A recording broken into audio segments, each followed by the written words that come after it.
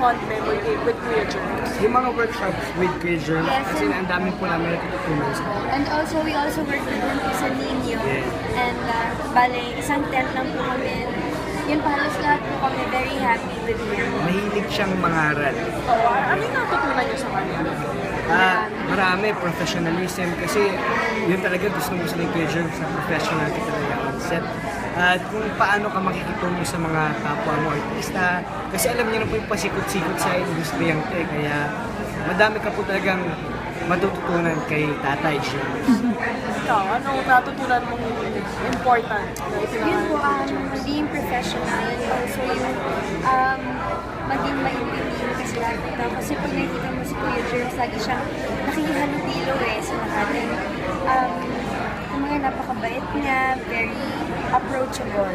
Saka, generous, Kuya Germs. Yes. Kita mo nung, may siya magpakain sa set.